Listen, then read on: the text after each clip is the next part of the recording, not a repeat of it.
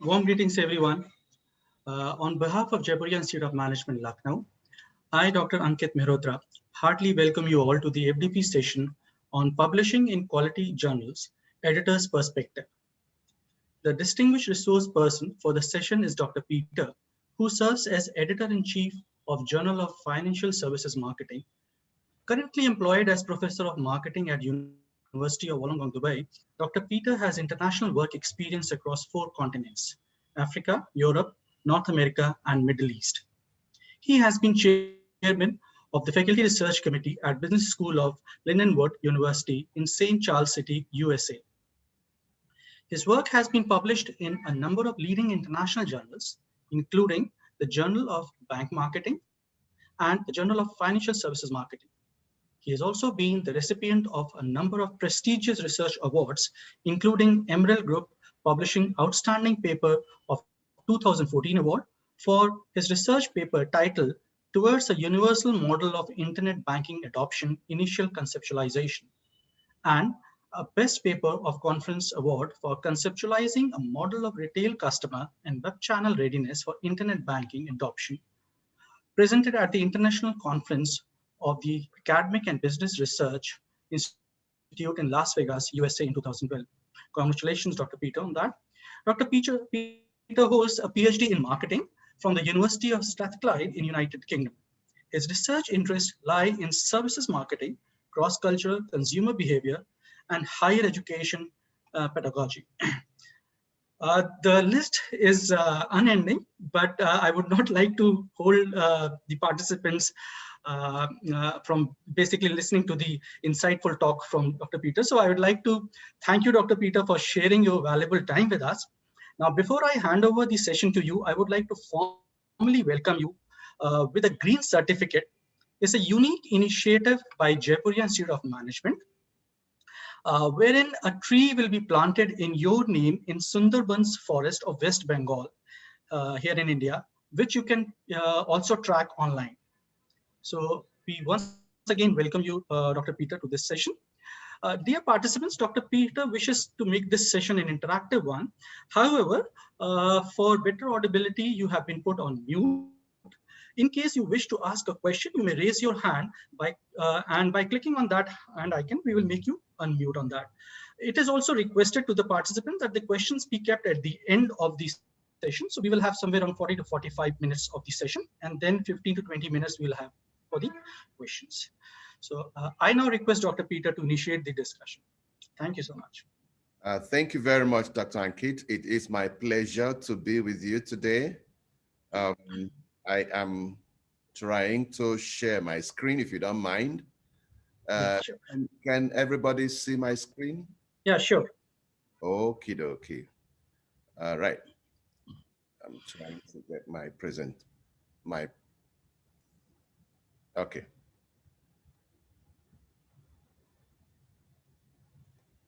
All right. Can you see it full screen now? Yeah, very much visible now. Excellent. Good afternoon from over here in the city of Dubai. It is a few minutes past 4. Good evening, I believe, in Lucknow, India, and parts of Asia. I guess good afternoon to those who are in Africa, and good morning, very early morning, to those who are in the Americas, and good probably midday, late morning to those in Europe. My name is Dr. Okey Peter Onyia. I'm an associate professor of marketing and the editor-in-chief of the Journal of Financial Services Marketing. I will be presenting to you a few tips of publishing in quality journals. A few tips. It's never exhaustive in the sense that nobody can tell you everything there is to know about publishing in quality journals. But I believe that I will do justice to giving you some insight on what you could do to be able to publish more in quality journals. Okay, so that's me. I've been an academic for 14 years now. Before then, I was in industry. I worked in industry for 18 years before becoming an academic, had my PhD in Scotland in research and marketing. My PhD dissertation is in the area of online consumer behavior in the banking sector. So even though I'm a marketing person, I'm more into financial services marketing. I guess that's also why I fitted into being the editor-in-chief of the Journal of Financial Services Marketing. Okay, so my email is there if you would like to email me after this, no problem, okay? Okay, so I will move on right away into today's work by, first of all, introducing the journal to you. Journal of Financial Services Marketing was started in 1995. It's a quarterly journal for both academics and professionals. It's published in the UK, and it is covering areas you can see, areas in management and marketing of financial services, banking services, non-bank financial services, insurance, leasing, everything to do with money, if you like, as long as it's a service provided by a company, a corporation. It doesn't have to be only a bank, it could be any service related directly or remotely to money. We will take the paper for publication. Also, even if it's focused on customers in general as to how they plan their financial life, there's something we call personal finance, that's also acceptable as well in any area as long as money is involved, okay? And insurance and leasing as well. Okay, it's published by Spring Nature. Spring Nature is a UK company that also owns Palgrave Macmillan. I'm sure some of you are very familiar with Macmillan. Palgrave merged with Macmillan a few years ago, and Springer Nature is the mother company, so to say. So the paper started in '95. It's both published online and offline now. We accept both quantitative and qualitative research. It could be a full research article. It could be an article review. It could be a book review. It could be a position paper. It could be, if it is a very good literature review, it might be acceptable as well, as long as it's breaking ground somewhere, somehow. For example, a review of what COVID is doing today in the world will be a topical issue, okay? And we cover best practices both in the industry and in theory development in the industry, as well as in the academics. Okay, I'm giving you areas where you are free to submit paper. We are listed in the Cabell's ranked Journal B, both by the SJR, the ABS, and the ABDC. These are ranking bodies, of course, you know already. Okay. Acceptance rate is something that people usually ask me, what is your acceptance rate? And I'd like to share a little bit of information with us today. There are journals, of course, you know about ranking. Journals are ranked A star, A, B, C. I don't know if there's still any journal that is ranked D today. I doubt. But so C seems to be the lowest. If you ask me, I will encourage anybody to submit paper 2. Years ago, what I used to do is, if I submit a paper to A or B, A or A star, if it doesn't work, because it may not work, and I'll tell you why, then I submit to a B. If B doesn't work, I submit to a C. When I'm speaking to doctorate students who are still doing their doctorate degree, that's what I advise them, okay? If you feel it's very good enough, try the A. If the A doesn't work, try the B. If the B doesn't work, then go to C. Now, why am I saying so is, A-star journals have exclusive tendency to reject papers. And that rejection, you can see, rejection rate is very, very high, and acceptance rate is relatively low. In A-star journals, the acceptance rate is between 25 and 30%. That is the probability that a paper submitted will be accepted, 25 to 30%. That doesn't mean the quantity of paper accepted. It's if you submit one paper, the probability that that paper will be accepted, 25, 30% of the time. A-rank journals, 35 to 40%. So as I said, this indicates that the higher the ranking, the higher the rate of rejection. And therefore, the smaller the rate of acceptance in those journals. I don't know that anybody made it deliberately like that. I didn't make it. I'm not sure they made it purposely, but I guess they made it in that way, or it happened in that way because they're trying to take the very best at the top level there. Now, what it has done, the implication it's had over the years is that the A-star journals and the A journals tend to focus on top scholars around the world. Actually, I was bouncing one of the A-star journals because they needed to make a way for one of the best known authors. And now we know in the area, I don't know if some of you in the area are in the area of marketing. If you were, you would remember names like Joseph Stanton, Philip Kotler, Gary Armstrong. These are top people in, top scholars, top professors in marketing. Stan Paliwada, Alan Wilson. And guess what? They are looking for such popular names. Michael Baker, Parasuraman. They are looking for such top names because those names, when they publish in their journal, it sort of increases the clout of the journal. And because of that, they tend to reject the rest of us, so to say. And so the implication is you can try if you're strong, and if you probably have a collaborator who is up there as well. But if it doesn't work, then come to us. You know, the B-rank journals usually are about 45 to 50%. So for us, you have a 50% probability of being published once you submit your paper, if it's a good paper.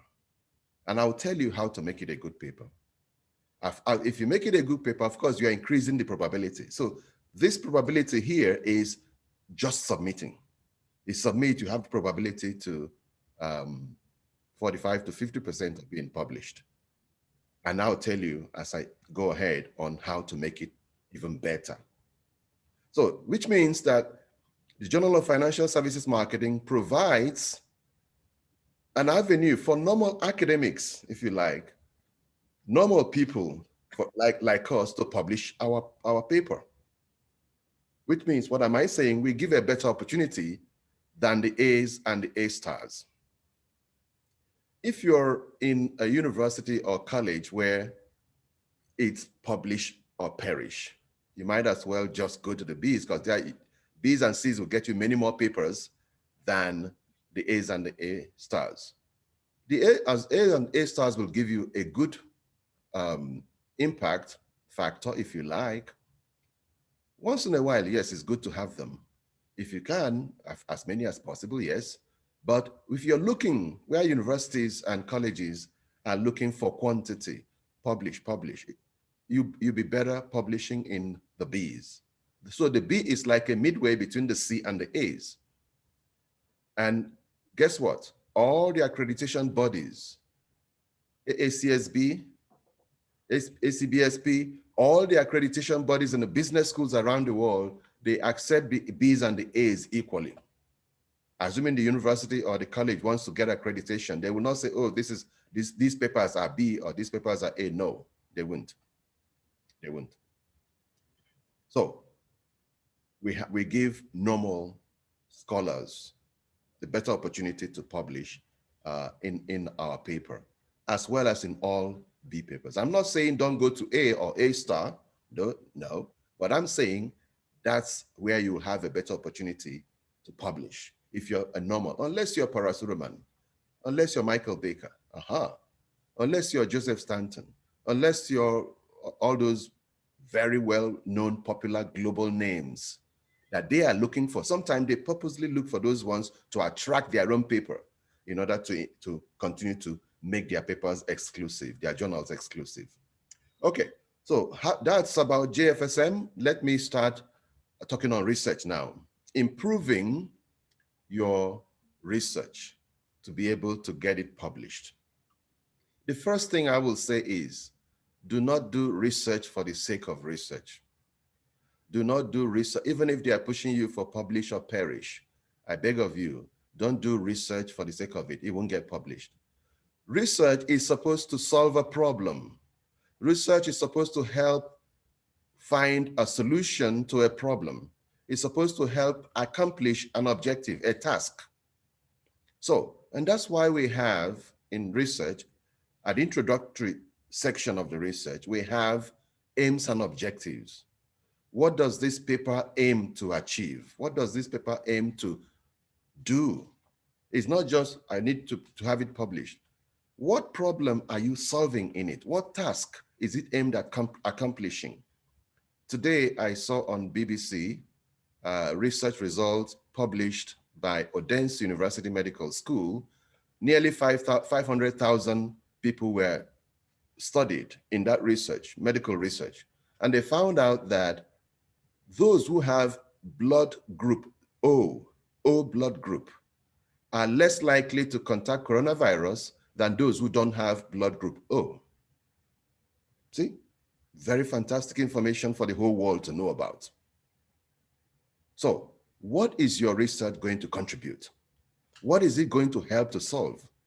That doesn't mean those who have O blood groups, blood group 0, to go about trying to get coronavirus. After all, I won't get it. No, that's not what it's saying. It says less likely to contact it. So there must be something genetically in the blood group that prevents from that. So your research has to have a meaning. It has to have an impact. It has to do two things. One, contribute to knowledge in the area.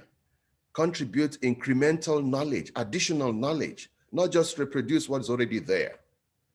Contribute to additional knowledge there in the body of the industry's knowledge. In management, what else can it tell people in management that they haven't known already? What else can it tell people in marketing that they haven't known already?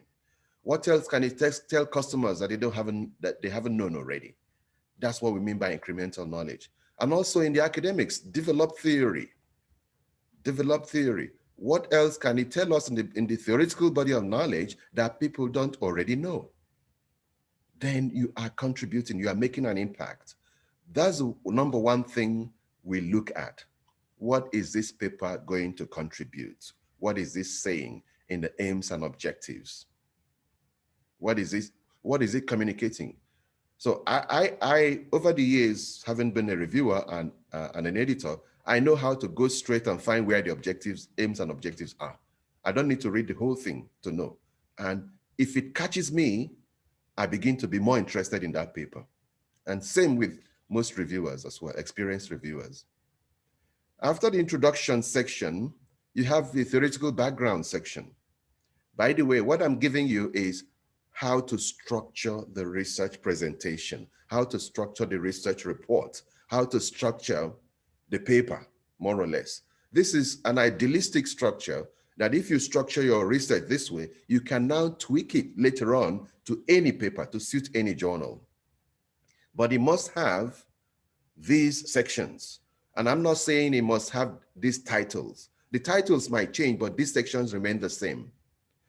For example, the second section, theoretical background, some people might say literature review. That's okay. If that's what the journal is accepting, that's okay. It means the same thing. You have to establish the theoretical background of what you're going to research, what you're going to investigate. Research is an investigation. I want to investigate on how many people have changed their financial planning habits, financial usage habits in the last 8 months due to COVID-19. You see, that's a task. That's an issue. I need to investigate it. Then what do? I have to, first of all, present what's been published in that area so far. I've got to be able to present what's been published in the area so far. Otherwise, I might be repeating what's already there, and it wouldn't make any sense because it won't contribute any knowledge, any additional knowledge, any incremental knowledge to what is already existing. So when you do literature review, you are looking at what's been published so far, so you find gaps in the body of knowledge. So you find gaps that you would like to fill in the body of knowledge, not repeat what's already there. Now, when you finish reviewing, you pick the gaps and you make inferences from those gaps. Inference means you make deductions. Because this gap is existing here, I think people could start looking at this issue in this way and that way and that way. So you are making your own deductions, and that's what we mean by inferences. Those deductions will lead to what you want to investigate. They will lead to your research questions. They will lead to your hypotheses. As I usually say, please don't have research questions and hypotheses in the same paper, because they mean the same thing. They're addressing the same thing. It would be a waste of time to have both research questions and hypotheses in the same paper. I tell you why.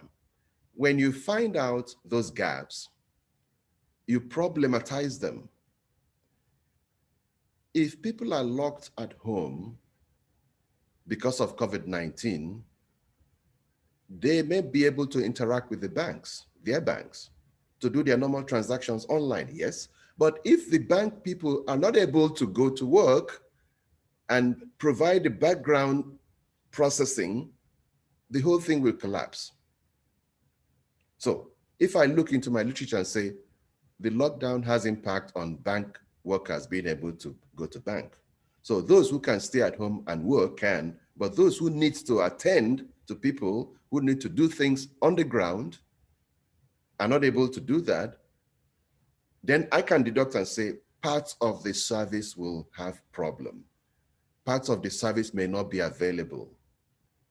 Around the world, those of us lucky to be able to have what we're using now, technology, okay, computerization and internet technology, to be able to still continue to teach students, we are lucky to do that. There are many parts of the world where they don't have it. And guess what? The students are at home doing nothing. They are not taking lectures. They are not going to school. They are just at home in many parts of Africa and other parts of Southeast Asia. They are sitting at home doing nothing because this technology is not available to them. So it's having a great impact in the area of education. I can then say, in the present situation, how can we solve this problem of students sitting at home months and months on end? Some have sat at home for over 8 months. How can we solve it? So what have I done? I've problematized the issue. I've problematized the gap. I've translated it into a question that could be my research question, to be what I want to investigate. So there is a gap, there is a linkage between the objective, the gaps I found in the body of knowledge, the investigation I want to do about that, and then problematize it by making it a question. If I ask it like a question, then it'd be a research question. But if I make it like a statement that needs to be proven, that needs to be tested to be ascertained or refuted, then it becomes a hypothesis. Students sit at home because of lack of technology. So I need to investigate it. It sounds simple, but it needs to be proven. I cannot make that claim unless it's backed up by research, and that's the reason for doing research. So I've made it just a simple statement, but that's a hypothesis. Hypothesis means a statement that you're not sure of, that you need to use research finding to back it up. That's the meaning of hypothesis. A statement that you have not proven. Otherwise, it will just be a claim, an empty claim, unless you back it up by research to be able to say, yes, based on the findings in this research, I prove this statement to be true. That is hypothesis. So it could be a question and it could be a hypothesis. And that leads you to developing the variables, those items you need to look at I need to look at how many students are staying at home. I need to look at how many colleges or universities don't have this technology, or those who have partially, how they are faring.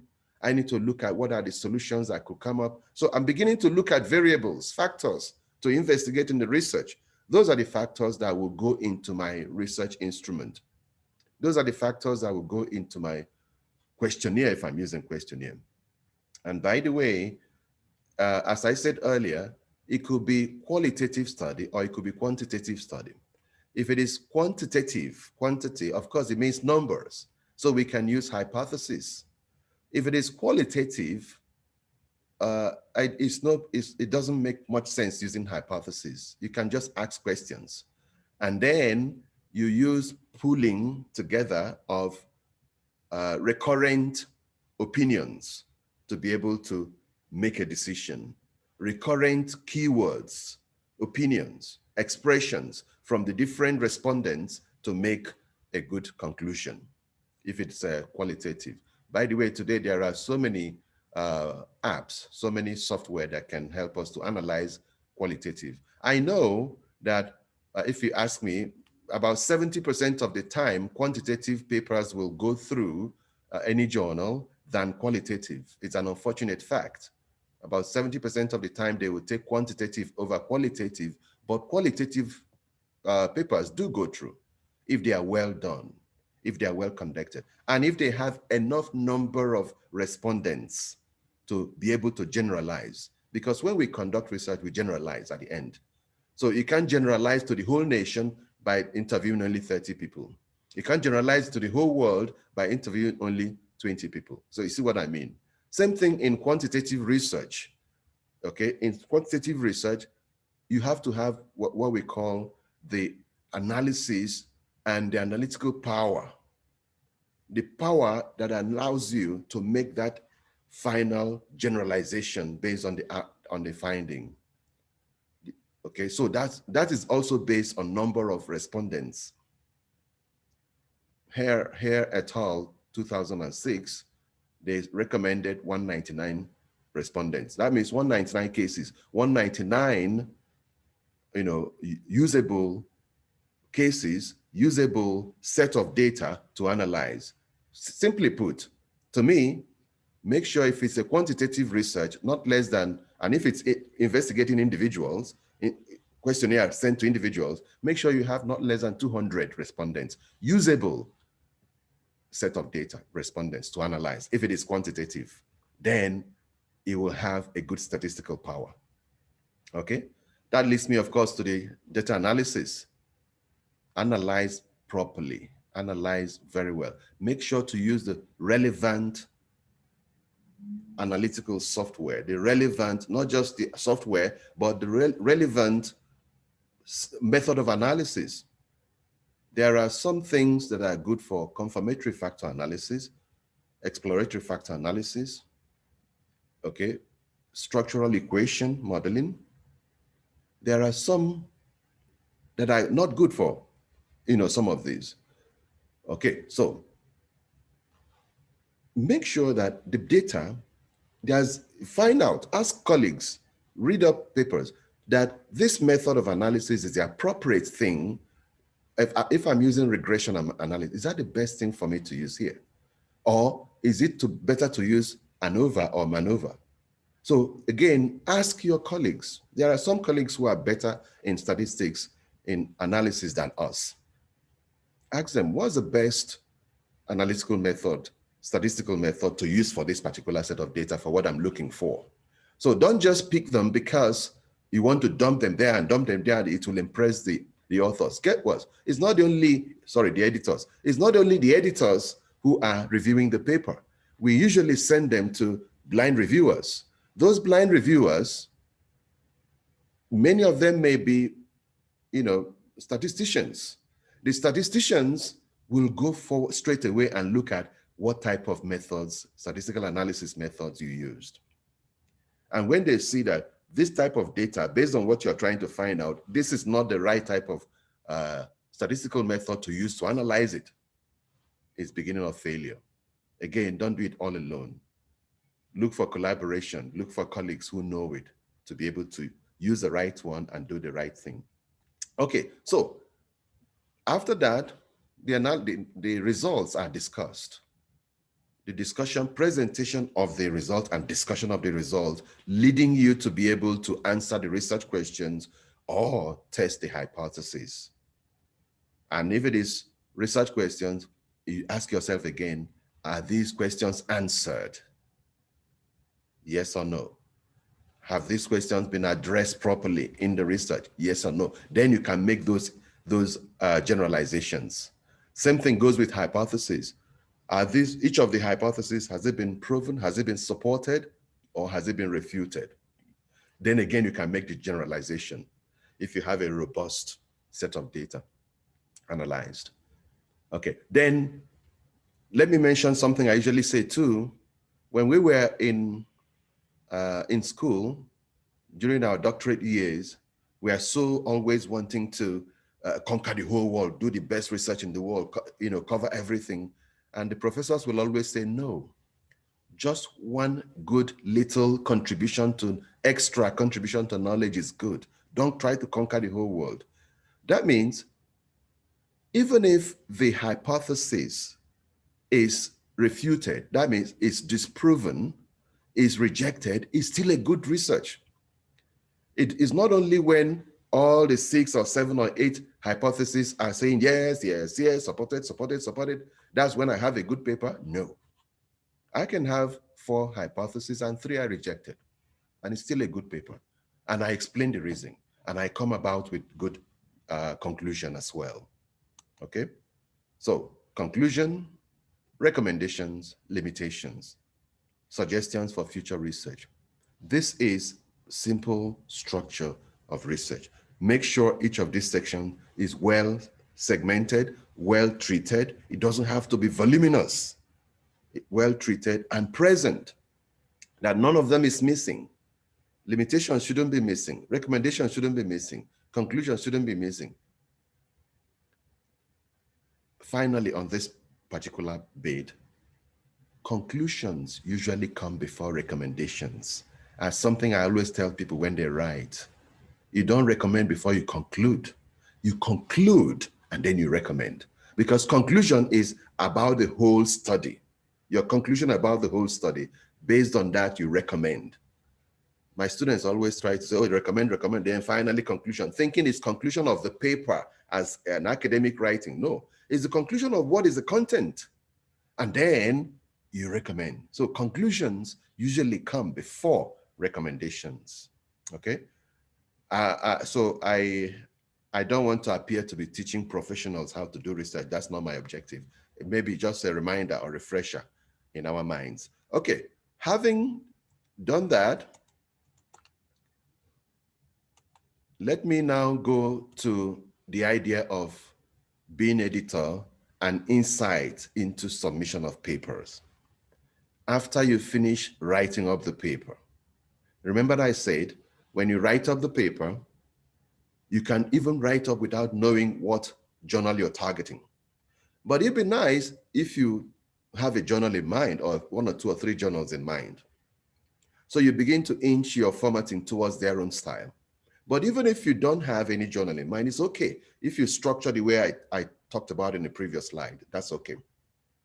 Then this is a point where you begin to now reformat according to that target journal that you want, okay? So do not just submit it without properly formatting it to suit the target journal, the journal you have in mind. Every journal has its own special target of format.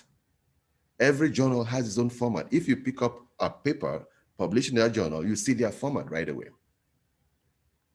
Different journals have different formats. Then you begin to format, don't take it for granted.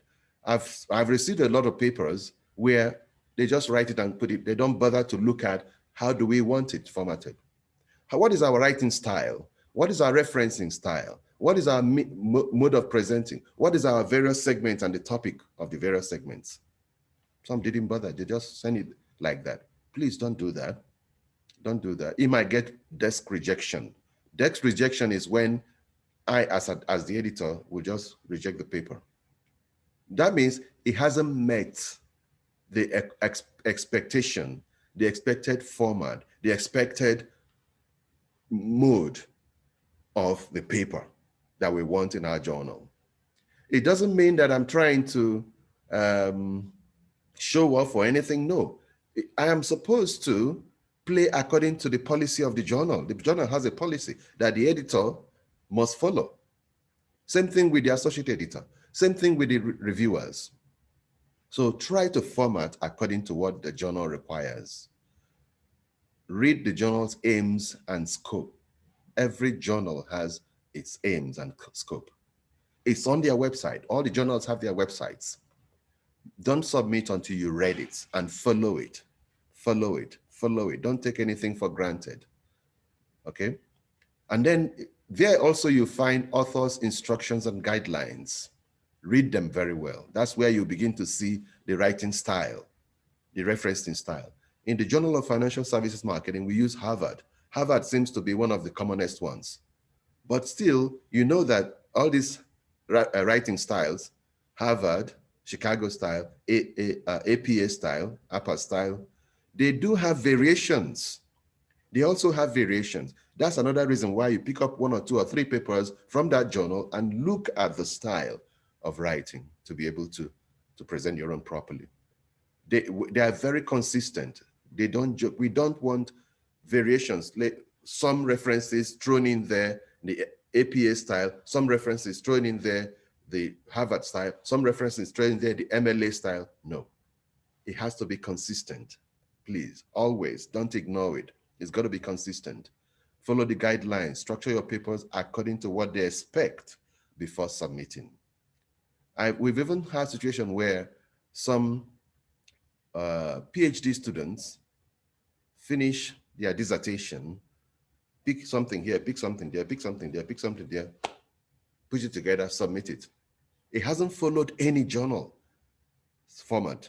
It's just they want to publish their PhD dissertation. Again, it doesn't make sense.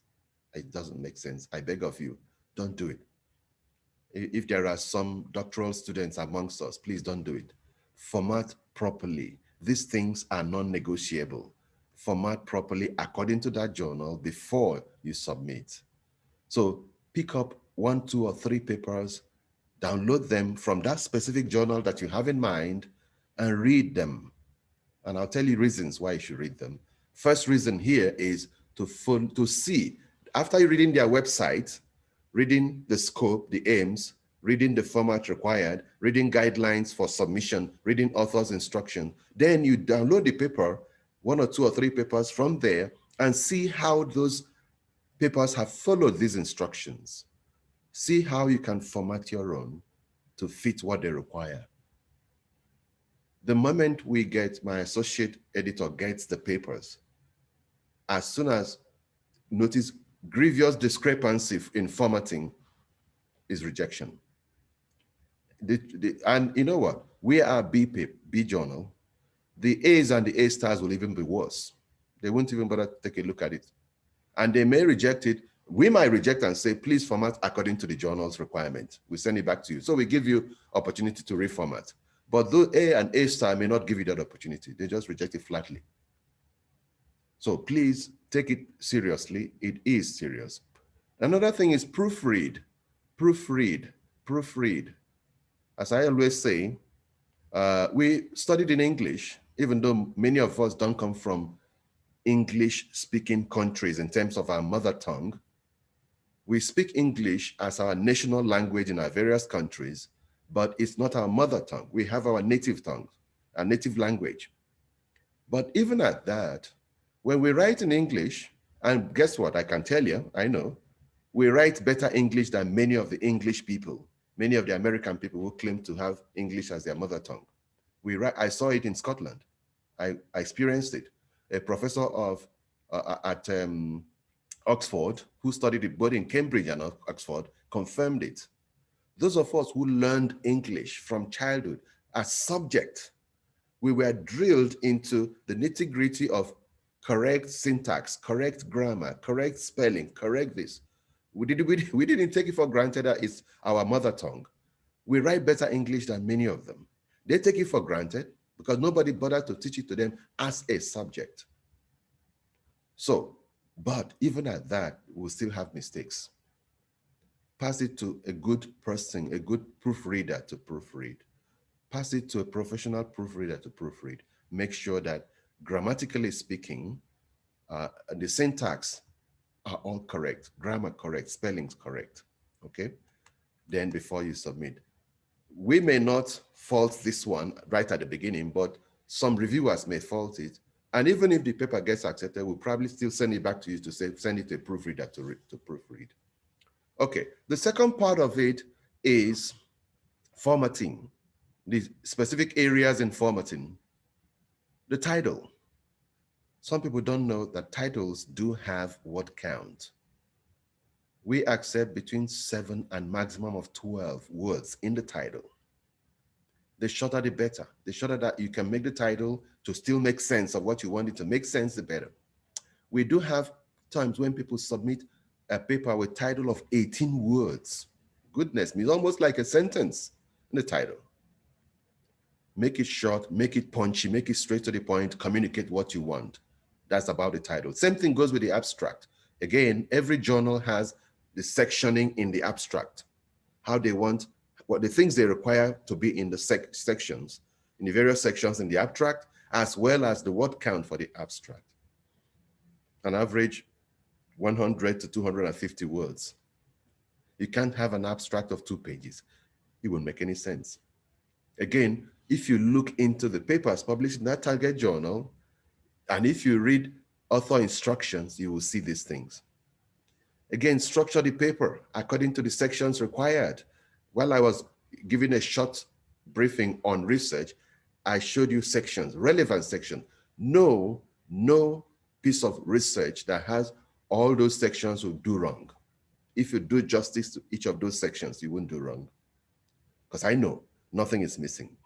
But how you treat each of those sections matters a lot. Again, if the reason to look into 1 or 2 or 3 papers in that journal is to see what do they call their own titles of the sections. Some will prefer to have literature review, like I say. Some will have theoretical background, as I say, and different papers might have different things. It would just be nice to, follow what they are saying. Then overall word count for the entire paper. This is the area where I get a lot of negotiation. I get papers that somebody sends an email and say, I just submitted my paper. Guess what? I have done the very best paper in the world, research, groundbreaking research, conquering the whole world. But unfortunately, I know that your word count is 5,000, but unfortunately my own is 8,000. Will you accept it? It's not negotiable. It's not negotiated. It's not supposed to be negotiated. So again, in the last webinar we did, we had a professor from China. I think he's publishing one of the A-star journals in Asia. Yes, Asia Pacific journal, I think. And he says, leave the paper after you've written it for about a month, 2 weeks to a month. Just leave it. The same advice we were given during our PhDs. Finish writing it, leave it. Just forget about it. Ignore it for about 2 weeks to 1 month. After about a month, you come back and pick it up and read, and you wonder, did I write all these things? You will see fantastic things, and you will see things you wonder, whoa, what kind of, thing did I write like this? Then that's the time to begin to remove those things that are irrelevant, to remove those things that you don't find relevant to the objectives. You don't find relevant to what you want to achieve. You don't find relevant to what the conclusion from the investigation done. You begin to remove them. That way you'll be able to cut down on the word count. Word count matters a lot. Then, as I already said, mode of citation and referencing. The mode of citation and referencing. 2 things here. I already talked about the first one. Follow the style. Find out the style. Even in the author instruction, the journal will tell you the style they want. We use Harvard style, a variation of Harvard style. So you still have to look at our journal on the website to be able to determine the variation. The second part I want to talk there is, do not have, even in school, I tell it to students a lot, and some of us already know that as professors, we tell to students, don't have inside on the list of references any work that is not cited in the paper.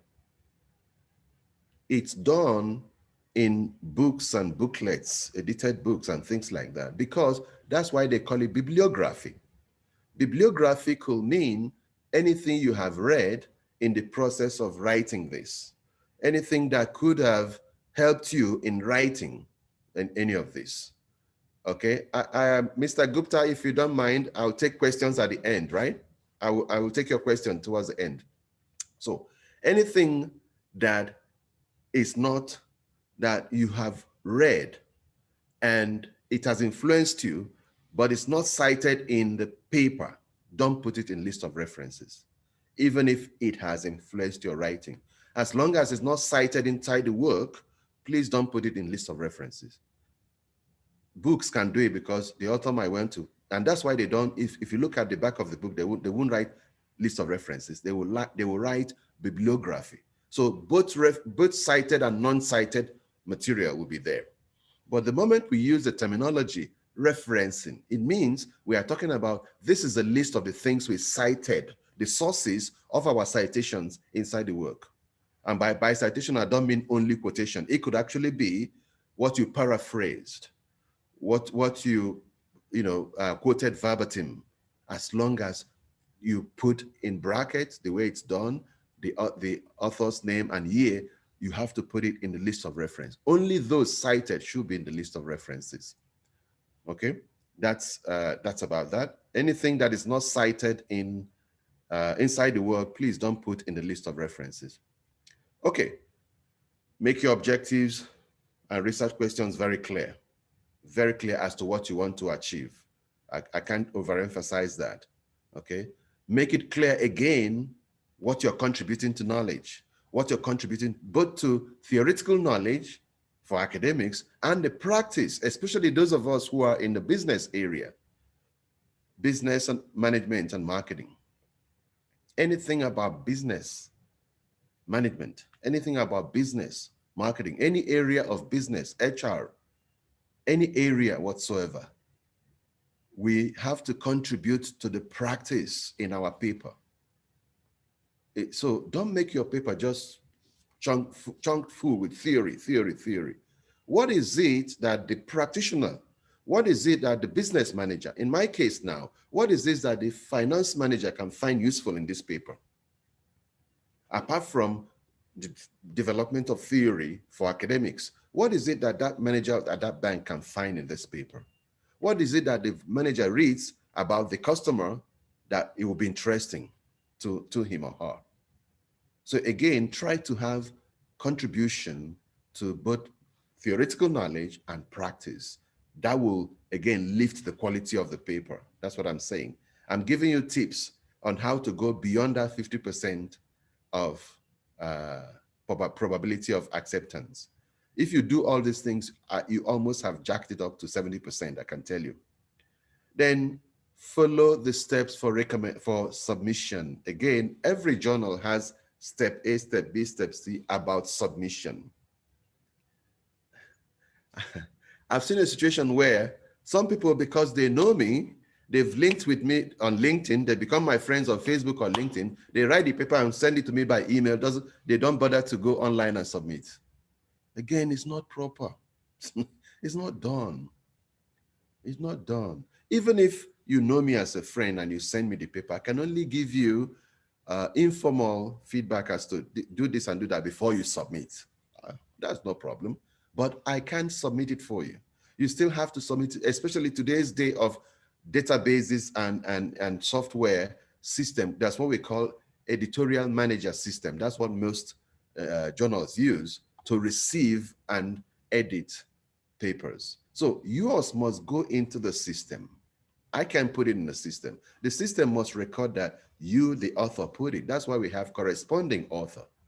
It must be linked to the corresponding author. It shouldn't be linked to the editor or the reviewer. Okay, so follow the submission form mode. Don't just email it to them. Okay, it's not a newspaper house. I guess newspaper, you can email edit or something. But in this case, there is a specific online platform portal for submission, just like submitting something on Turnitin. If a professor says, students submit assignment on Turnitin, they won't just email it to the teacher. Okay? And then quality of research means a lot. Quality is more important than quantity. Quality is more important than quantity. I said it before.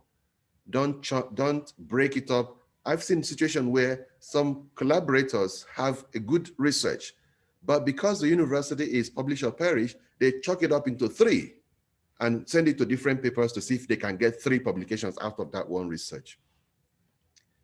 If it is robust data, and if that data can serve you for answering 2 different sets of hypotheses, that's okay. But don't overdo it. Don't stretch it thin.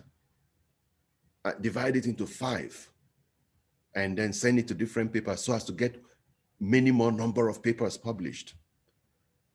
Again, you know what you're doing? You are watering it down and you are lowering the quality, and therefore you are lowering the probability of acceptance in the journal. So don't water it down. If you submit it as good as it is before, it might even strike an A-star journal. But if you water it down, unless you want to go to the C's, then you can get 3 C papers out of it, and maybe 1 B. So quality matters a lot more than quantity. Then ensure consistency in the list of references. I already mentioned that. Don't put MLA style here, Harvard style there, APA style here, Chicago style here. Find out the style that the paper requires and format it to that same style. And guess what? Guess what? Now, as I said in the beginning, if you tried an A and you get a rejection, don't be discouraged. If they give you a rejection with review, try to keep on reviewing and review everything they asked you to do.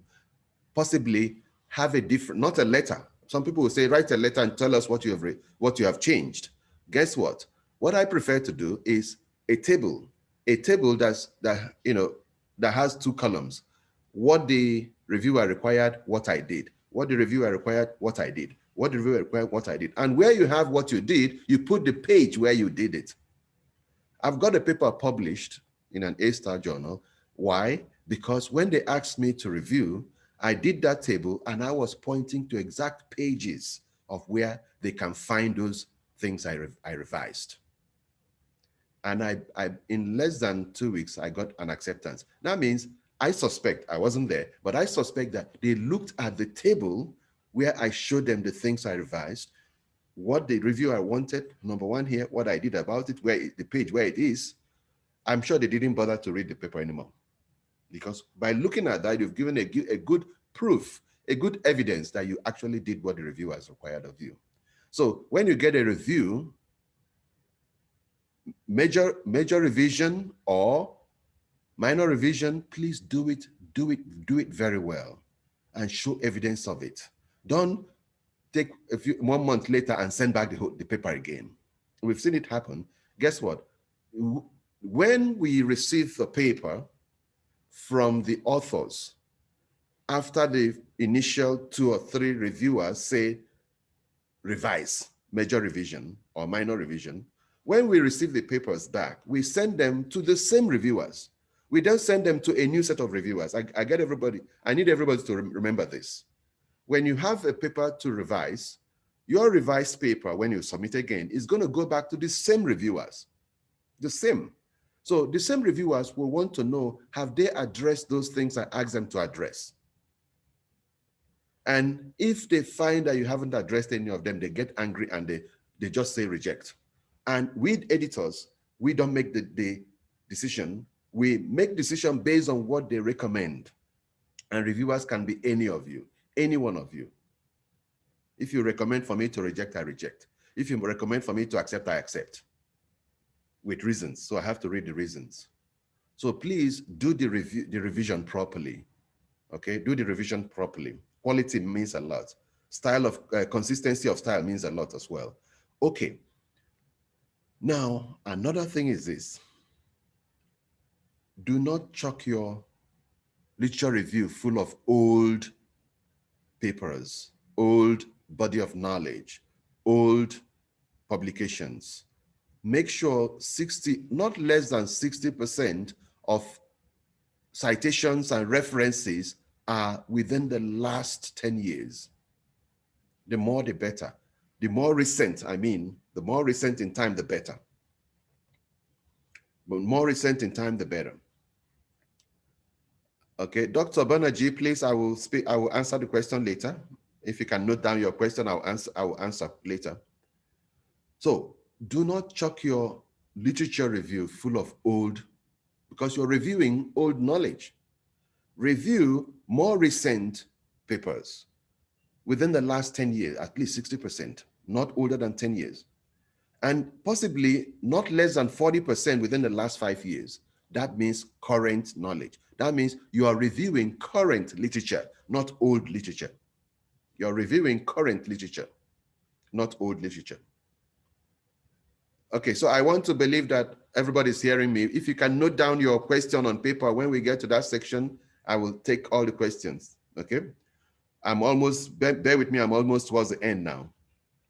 So, including, that's my top secret, something I always say that most editors will not tell you, including 20 to 25% references, citations from that target journal. From that journal you are targeting. That's my personal secret to you. Many editors may not tell you this, but guess what? If I pick up your paper and there's no single citation, no single reference from our journal, how do you want me to publish that paper? And every editor does that, even when they don't tell you. How do you want me to publish that paper? Do you know what you're doing? You are telling me I didn't read any paper from your journal before writing this. And that's a recipe for failure. You are telling me also, I didn't even look at any paper published in your journal to know the format. Again, that's recipe for failure. So 2 reasons you must read papers from that target journal you want to send paper to be able to see what is a body of knowledge, more recent a body of knowledge published in that journal. It is bad enough to recycle an existing knowledge. It's bad enough to recycle an existing literature from elsewhere, but it's worse when you recycle an existing knowledge or literature from the same journal. So you read papers from the same journal in order to make sure you are not replicating it, you're not recycling it. And secondly, in order to show the editor, I did read your journal, I did follow the format, I am knowledgeable about your journal. It will make the editor more amenable to look favorably on your paper. But if the editor doesn't see one single paper cited, quoted, listed from their journal, I do not think you stand even up to 5% chance of being published in that journal. Check out any journal, what I'm saying to you. Most editors may not tell you this, but just pick up any paper and see any paper from any journal, look at the list of reference and look at what the title of that journal is and see how many there are. 20 to 25%. That's my advice. That's my advice. Okay, so after submission, please be patient. It takes time. It takes time. It takes time. Be patient. It takes 4 to 6 months to go through review process. It takes 4 to 6 months. When things are going well, that is.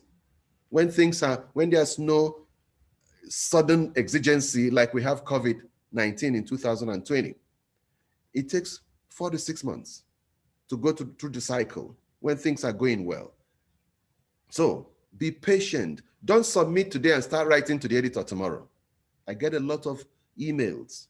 What about my paper? I need to do about my paper. I'm going for a promotion, a review. Please, I need the paper published.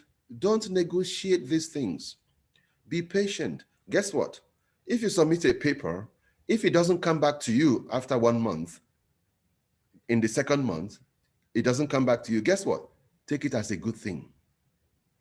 You know why? Because it means it's already finding its way into peer review. Any paper that gets rejected on desk rejection of the editor will return to you within 2-3 weeks, if it's desk rejection. So if it doesn't come back to you 1 month, 2 months, take it that, this is a good sign.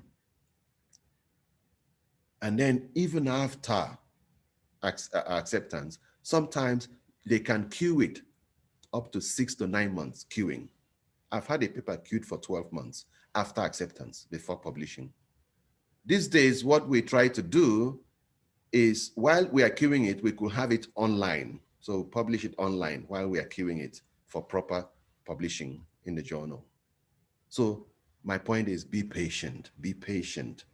Once you submit, my advice, begin to work on other projects, begin to work on other research, begin to focus on other one.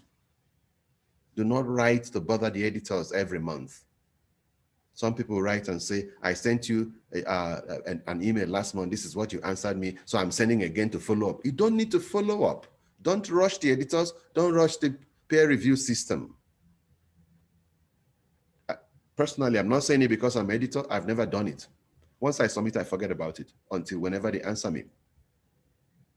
So focus on submitting more if you like, rather than, bothering the editors and the system. I had a single unfortunate incident within the last 3 months. I had somebody submit a paper. The paper is deficient, but there are some good parts in it. So we decided not to do any desk rejection. We decided to send it for peer review. It took 3 months before we got one reviewer's report. And that reviewer's report was reject. And I said, you know what? I don't want to, let me just wait. We must have at least 2 reviewers' reports before we make a decision, at least 2. Sometimes 3, 4, but at least 2 before any editor can make a decision. So I said to myself, let me wait. Let me not just reject it. Let me wait and see what the second reviewer or the third reviewer will say. At least one more reviewer. In the process, we waited another 2 months. And the author wrote to me, and I said, we are still waiting for a second reviewer. Then very next month, the author wrote to me, and I said, the status is still the same thing. And the very next month, the author wrote to the publishers to complain about the editor. And the publisher, the managing editor, sent it to me. And I was advised to reject it. And I had no choice. I rejected it. So you see, in that case, I was forced to make it backfire because the managing editor didn't like that idea. He knew I was waiting for at least one more reviewer. But when he opened it, before he wrote back to me, he opened the system. All the editors can see the system and saw the first reviewer say reject, poor, poor, poor. And I had no choice. And the author wouldn't know that somehow I was trying to help by delaying, waiting for the second reviewer. Okay. Now, again, that leads me to the next thing. We are all scholars. We are all reviewers. There is no any special training by any reviewer. Once you got your PhD, once you're a lecturer, even with your master's, and you can start reviewing, maybe initially you have no experience, but you begin to have the experience, you can be a reviewer. As if you can write a good paper to publish, you can also be a good reviewer of a paper, a good blind reviewer. It's just like peer assessment in school, just like peer assessment. So if you can be a good author of a research paper, you can also be a good reviewer. So my point is this: when we ask you to review, please be willing to review. Please make out time to review. It's not any bunch of people who are reviewers, it's us. The same people in the database of authors who are submitting papers for publication, it's from the same system we will pick reviewers. That's why it's called peer review, blind review. It's peer review. So peer means you and me. From the same database of authors who are submitting paper, that's where we'll pick reviewers as well. We'll look, the system has a way of telling us those who are in the similar field, those who are in the similar area, those who have similar research interests. And so we pick them, 2 or 3 or 4 of them, and send the paper for them to review. My point is, if you are asked to review, please be willing to review, accept a review. And if you accept a review, please review within the time limit. All the delays, delays that cause us to get to 6 months, 9 months, is because some scholars accept to review and sit down on it and don't review. So please accept a review, and then, but more importantly, when you accept a review, review in time, I beg you, review in time. You are helping the system so that it can speed up your own paper as well. You're helping the system, okay? There's no way you would like to speed up your paper and at the same time you are sitting on other people's paper. It doesn't make sense. It doesn't make sense, okay? So that's my presentation. I would like to use this opportunity to inform our audience that we have a call for paper for special issue for you to submit papers in the Journal of Financial Services Marketing special issue to be published in Q1 2021. And the theme is the impact of COVID-19 on financial services industry, looking at new trends in financial strategies, planning strategies by companies and by individual customers of financial services, new trends, new areas, new change of attitude, new modes of doing things, new business modes on account of the impact of COVID-19. So if you have any research in this area at all, any area of finance, from the company's point of view or from individual customers' point of view, corporate customers' point of view, please feel free to submit. And the portal, the website portal is there for submission. Thank you so very much, everybody, for listening to me. It's been my pleasure talking to you this evening. Thank you so much. Thank you, Dr. Ankit. Thank you, Dr. Shushan. Thank you, Shusma, and everybody. Thank you. Thank you so much, Dr. Peter. It has been really very insightful because we have actually got to know what is looked by an editor. And this is what many of us would have been looking across. So I now open the session for question and answer. Please raise your hand and we will unmute you to ask the question.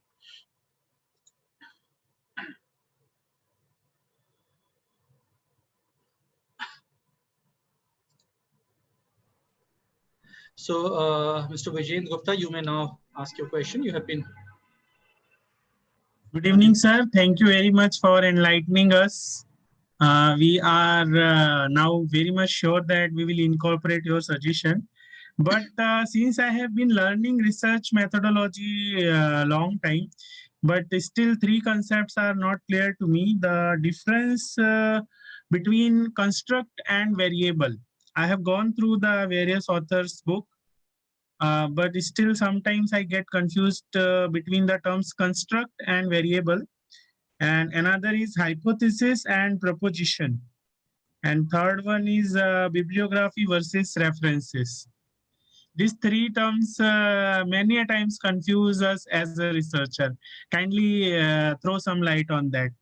I will be thankful to you. All right. The first one, construct and variables.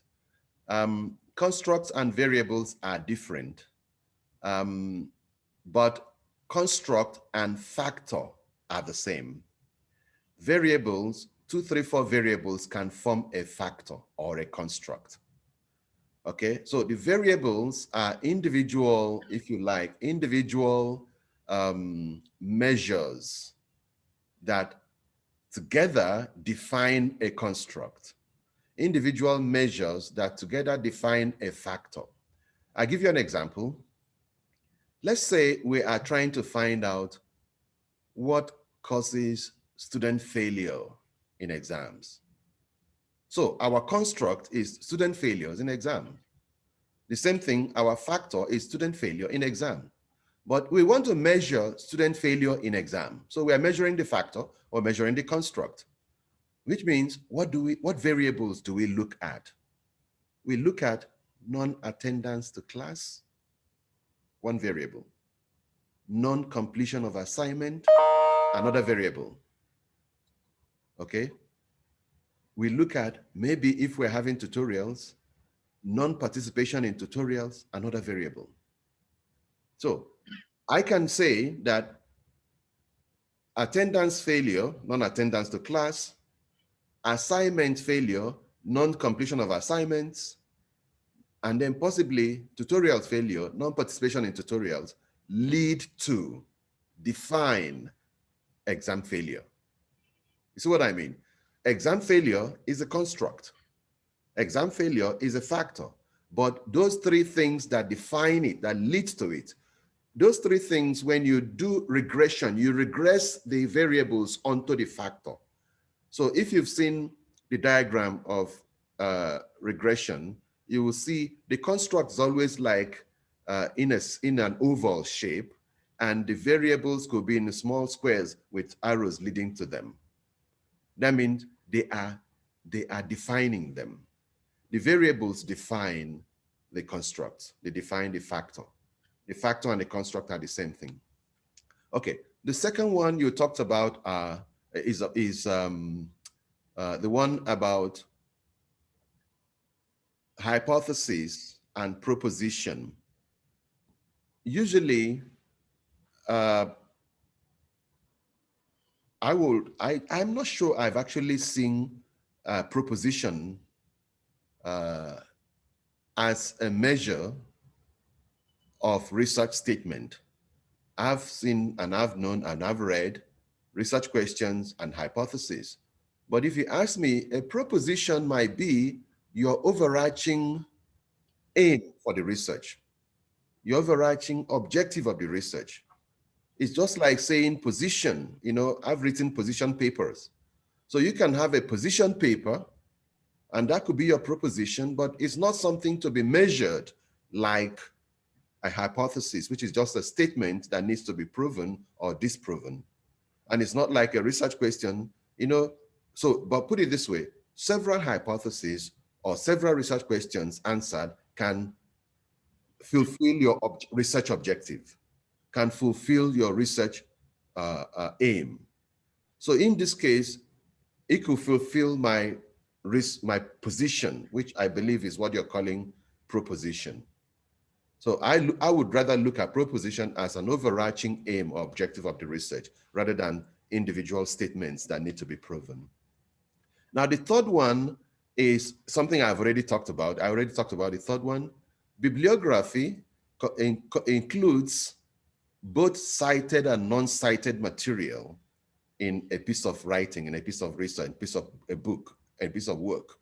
But reference, list of reference, it must be listing the things that have been cited inside the work, the things that have been used inside the work. It must be showing sources of what information has been used inside the work. So, and like I advised, no point in listing any material you haven't used if you're using list of references.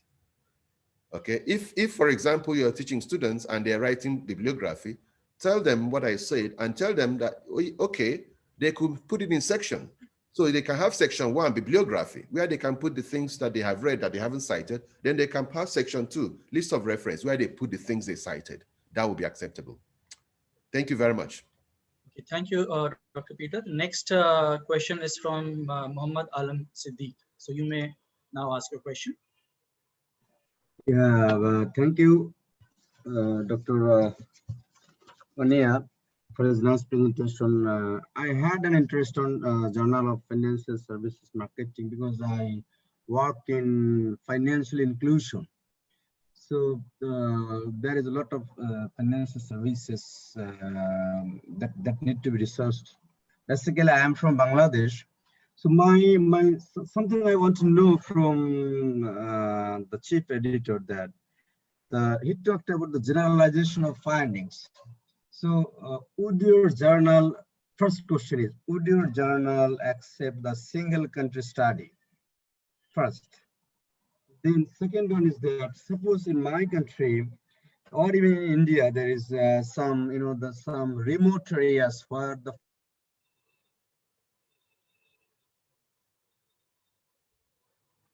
I think we lost connection there.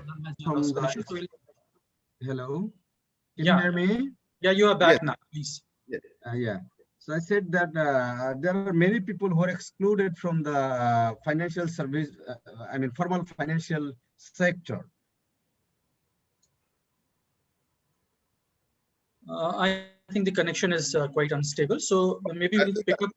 Yes, I think I have an idea. Okay. I can answer the first one. I think I have a fair idea of the second one as well. Sure. The first one. Can you hear me? Yes. Sure. Yeah. Dr. Alam, Dr. Peter is answering your question. He has got the hold of that. So yes, Dr. Peter. All right. So the first question is about a country-focused study, country-specific study. The truth is that, yes, that is preferable. If you do a cross-national study, that's okay. I've done cross-national studies before. But if you do any research, actually, a country-specific study is better than a company-specific study. Mm-hmm. A company-specific study is like a case study. That is acceptable if you do a good job of it, like a case study. But the truth is that a company, a country, a nation, a research covering the country will be more acceptable than a case study of one company only. But then that doesn't mean we don't accept a case study. If the case study, for example, I'm looking at XYZ Bank in Bangladesh, but I have interviewed or I have pulled different customers from all over Bangladesh. Yes, it will be a good study. It will be a good study.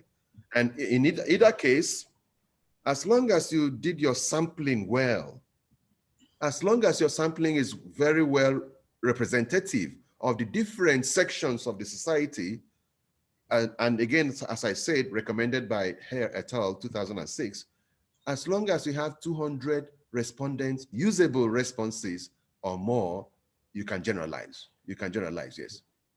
Now, having said that, if you do that case study, you can generalize to India, to Bangladesh. If you do the country specific, you can generalize to the country. You may not generalize to other countries. Yes. See what I mean?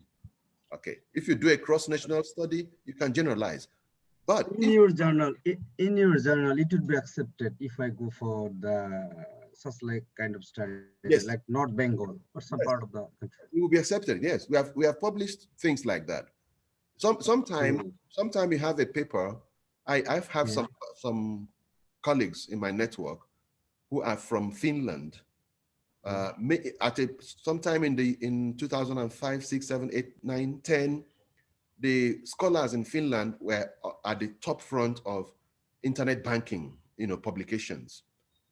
And some of them began to generalize what happened in Finland to the rest of the world. Now, those papers got published, but they provide avenue for other people from other countries to investigate the same variables, the same factors in their own countries. And that would be a good study to also confirm whether what was generalized in Finland and elsewhere can be generalized in their own country. That's also a good study. The second thing you were trying to talk about is rural areas where the formalized financial services may not be available. Now, in those rural areas, I come from a country, Nigeria, where we also have such rural areas. In those rural areas, they have their own microfinance. They have their own native way of financing. We call Isuso. That is a kind of native cooperative society where they contribute money, and they contribute this month, somebody takes. They continue to contribute, next month, another person takes. They continue to contribute, next time, another person takes. It's a kind of native, if you like, insurance or, cooperative society kind of thing. Now, if you have a paper investigating such thing, it will be very good. It will be very good because it actually contributing an area people haven't even known in the first place. So that would be a better contribution than recycling what's already known. Okay, does it answer the question? Thank you, Dr. Onyia. Next in line, we have Mr. Pravash Ghosh. So you may now ask the question, please. Hello. Yes, sir, I have a question. that if a SLR paper, systematic literature review paper, has been published, suppose on a dependent variable, say word of mouth, just for example. So if a SLR paper is published in the year 2015, then can I publish a SLR paper? Generally, SLR paper are getting popular these days. So can I publish a SLR paper on the same topic, but I use some different methodology, SLR, just like I apply the TMCC framework, say theory, method, construct framework, or ADO framework. But other than that was published in 2015. So will it be publishable, sir? That is my question. Okay. Now let me also is also related to my first answer. It would be acceptable if, for example, the first paper was published in India, meaning that the respondents to that qualitative study were in India. But you replicate, we call it replication, you replicate the same study using the same possibly variables and factors, you replicate it in Philippines or in China, that would be acceptable. That would be acceptable. Now, but if you replicate the same study in the same country, I don't think many journals will accept it. Even if you change the methodology, as long as it's measuring the same thing, as long as it's going to arrive at the same findings, as long as it's measuring people who have similarities in terms of where they come from, their demographics, their psychographics, their geographic, it doesn't really make much sense.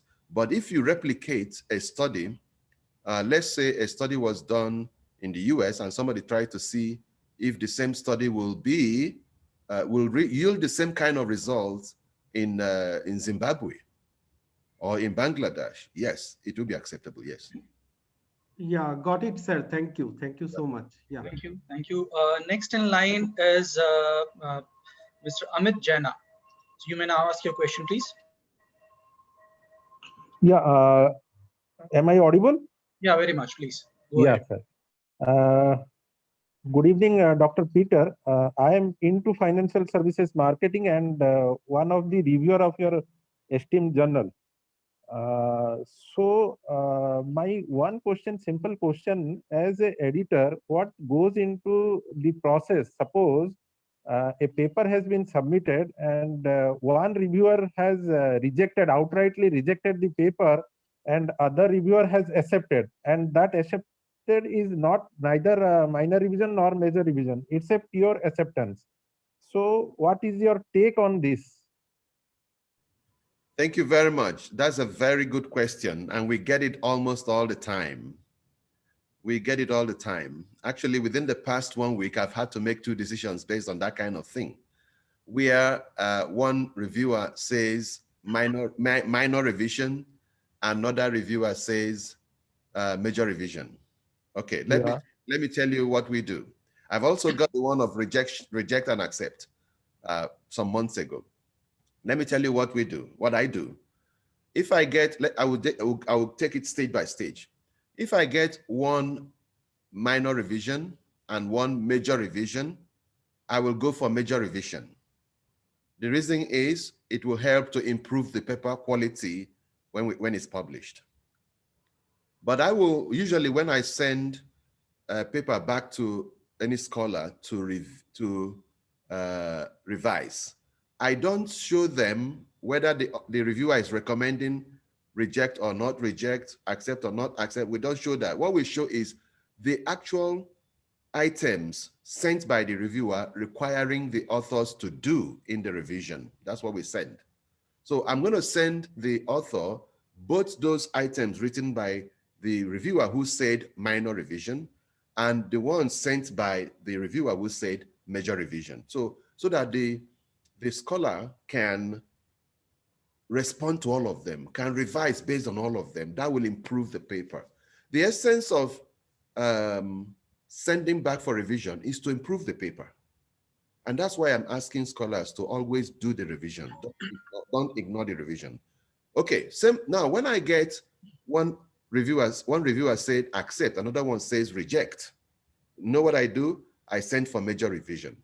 I send for major. I will not I will not accept and I will not reject. I will send the paper for major revision. I will read the reasons why this one is accepting, reasons why this one is rejecting, and I will send them and ask the authors to revise based on the reasons why this one said reject. About 3 months ago, I've had to do that. And exactly the same way you said it. One said accept, one said reject. I looked at the reasons for reject, and there were a lot of complaints, things that were not done properly. I sent the paper back to the authors and I asked them to address these things, okay, and resubmit. I asked them to resubmit. Now, if they address those things, I've seen a situation, actually it's happened twice. I had a situation where I sent them to the same reviewer. The second reviewer who already said reject didn't want to review. So he opted not to review. In that case, I sent the reviewer said I already accepted. So I had to find another reviewer who now said again, major revision. So I sent for major revision, and when it came back, that reviewer said minor revision now. I sent for minor revision. When it came back, say accept, and I accepted the paper. So you can see the idea is to give opportunity to improve the quality of the paper. Now, we are doing that, and I guess that's part of why we are up to 45, 50% acceptance rates. An A-star paper may not do that. They might reject. Yes. An A paper may not do that. They may reject. But we give room for that improvement at that level. Okay? Thank you. Thank you, Doctor. That's a motivating answer for many of us. That's it. Okay, the next in line is Dr. Champa. You may ask now, question. Good evening, all. Good evening, all. So my question is, when we are submitting papers to some journals, they are asking to mention a short-running title. So when we are defining short-running title, what are the factors that we need to consider? I'm not sure I heard it very clearly because it was a bit wobbly. What do you say? They ask you to mention what in the title? Sorry, sir. It's mean short-running title means the title other than the main title. It's mean we can use some. Okay. All right. What you mean is like a subtitle, a main title and a subtitle. We don't really ask for that in the JFSM. We don't ask for that. And I know I've published in other journals, A Journal, A-Star. What I ask people to do is just find a nice and simple title where that's a leader or, or subtitle usually comes is when there's a case study involved. I give you an example. When you have something like the backlash of instability on the banking sector, the negative impact of instability, economic instability on, or political instability on the financial sector. Then you have a dash, a case study of XYZ Bank. So that is usually when you have case studies that you have that kind of, leader where you have a subtitle. If that paper requires it, if the journal requires it, then of course try to do it, yes. Make it maybe one extra 2-3 words, at the most extra 4 words. Don't make it another long one again. But for us, we don't require it. If you have it for a good reason, and if I read it and I will know if, for instance, if I remove this appendage, if I remove this subtitle, it may disorganize the understanding of the paper. I might leave it if it is within 13 words, everything. Okay, I might leave it. I will not say because we don't have that kind of thing, therefore I will not accept it. No, that would be wrong. So if you naturally have it in your paper and you have a good reason for having it, yes, why not? We'll accept it. Thank you. Okay, thank you so much, Doctor. We do understand, Dr. Onyia, that we are basically crossing the time that we have requested for you, but we'll take one more or maximum 2 questions, and then we'll like to basically wind up the session. So next in line is Dr. Abdul Hadi. You may ask your question, please. Hello, sir. Thank you so much. And also I thank you, the organizer. You said that we have to, or we can even wait for 6 until 9 months to get some final answer from publisher. I would like to ask that, can we send, or is it ethical to send one paper to two or three journals at the same time and wait for all of them, from whichever we get positive reply, or we can ignore the others? Or if we get, suppose, a positive response from 2 journals, if we ignore one and go through the other one, will it have any impact on future publications or not? Thank you so much.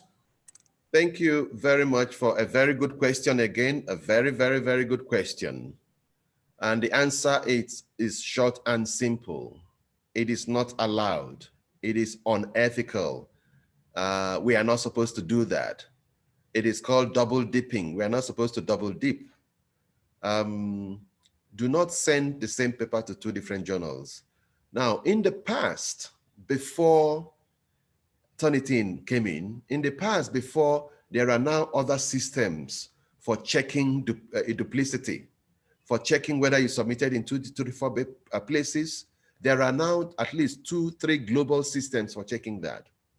In the past, when those systems were not existing, if they find out, they blacklist you, they will not take papers from you again. Because the best I can say is unethical. I can't use the word is illegal, because I don't think there's any law that will punish you on that. But it's not done, it's not proper. If they blacklist you, no journal will accept paper from you again. Now, these days, they will easily find it out. We found one out just barely 2 months ago. Because the system, all the editorial manager systems, there are different types that different journals use. My editorial manager system, the moment you submit it, even before my associate editor looks at it for what we call initial QC. Initial QC means initial quality control. My associate editor is supposed to do initial quality control even before we send it in for my desk editing. That it will flag it up right away. The system will flag it up, you've submitted it, and the system will tell us exactly where you submitted it before. Almost like something being flagged up in Turnitin, and Turnitin will tell me exactly where you got it from. The same way, the system will tell 2, 3, 4 editors where you have submitted it right away, and you flag it up. Guess what we're doing? We do these days. I will reject it, the other editor will reject it. So that paper will not get the opportunity of being published anywhere. My advice, please don't do it. Okay, don't do it. Thank you, Dr. Onyia. We take the last question. This is from Dr. Ajay Sharma. You may ask your question now. Dr. Ajay, you may ask your question.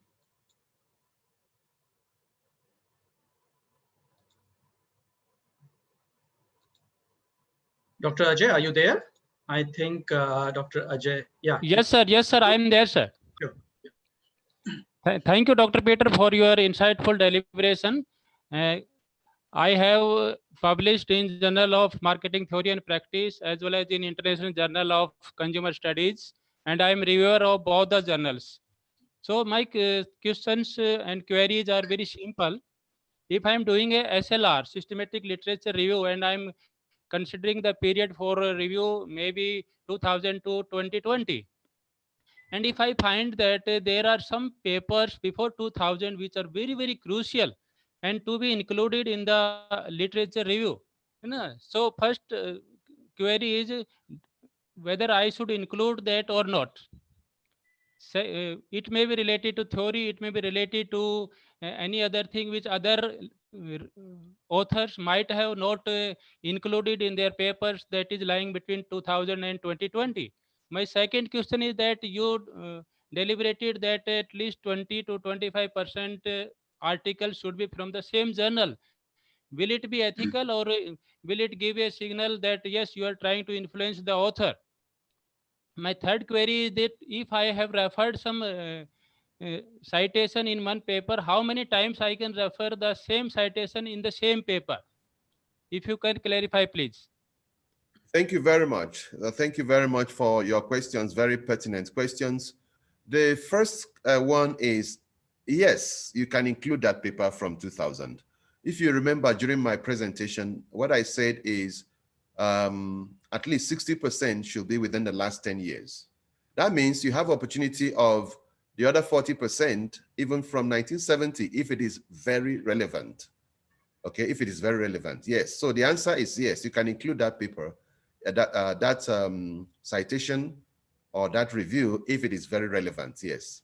But since if it forms part of your major review of literature, anything beyond 1995 will be obsolete by now, because 1995 was the period where we started having the impact of computerization, automation, and then towards the end of the 90s, internet came in as well. And you can see that technology has changed a lot of things. Mode of doing business has changed completely. So many of the things that will come from 80s and 70s may not be relevant today, may be obsolete. But yes, if you get something like that, it could just be a one-off thing and it will be relevant. Yes, why not? Yes, why not? Okay. The second answer is yes, it is not. That was my suggestion. I'm not saying it must be 20 to 25%, no. I've had a situation where I had only 5 papers in the list of about